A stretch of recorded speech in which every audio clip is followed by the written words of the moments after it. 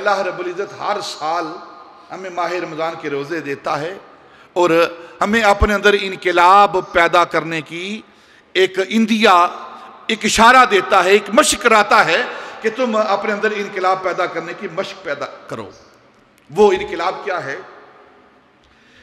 انسان روزہ رکھتا ہے تو جب ہم روزہ رکھتے ہیں بھوک لگتی ہے، پیاس لگتی ہے، سخت پیاس لگتی ہے، لیکن کوئی بھی بندہ مومن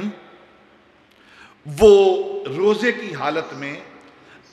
اپنے گھر کے اندر جا کر جب کوئی بھی دیکھ نہیں رہا ہوتا، اسے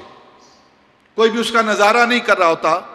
کوئی بھی اس شخص کو دیکھ نہیں رہا ہوتا، اس کو بھوک بھی لگی ہوتی ہے، پیاس بھی لگی ہوتی ہے، گھر کا دروازہ بند کر کے، باہر کا دروازہ، پھر کمرے کا دروازہ بند کر کے، فریج کے اندر سے ٹھنڈا مشروب نکال کر کے کوئی نہیں پیتا۔ کہ پیتا ہے کوئی نہیں پیتا۔ بھوک لگی ہوتی ہے، کھانا موجود ہوتا ہے گھر کے اندر، سامنے پڑا ہوتا ہے، کبھی کسی نے ایک لقمہ اٹھا کر منہ میں ڈالا ہو، پھر وضو کر رہا ہوتا ہے، کوئی نہیں دیکھ رہا، وضو کرتے کرتے کلی پانی منہ میں ڈالا ہے، اندر انڈیل دیا ہے، اندر نکل دیا پانی کو، کوئی نہیں نکلتا۔ کیوں نہیں نکلتا؟ کیوں؟ اس لیے کہ وہ روزے دار یہ یقین رکھتا ہے کوئی دیکھے نہ دیکھے،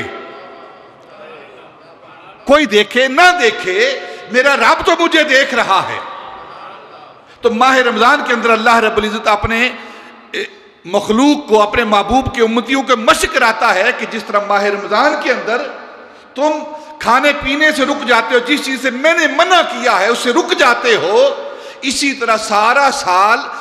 تمہیں یہ یقین پختہ کرنا ہے، یہ عقیدہ پختہ کرنا ہے، یہ ایمان پختہ کرنا ہے کہ جس طرح ماہ رمضان کے اندر وہ ہمیں دیکھتا ہے اور ہم کھاتے پیتے نہیں ہیں، اسی طرح سارا سال ہم نے گناہ نہیں کرنا کہ سارا سال وہ ہمیں دیکھتا رہتا ہے۔ تنہائی میں جا کر،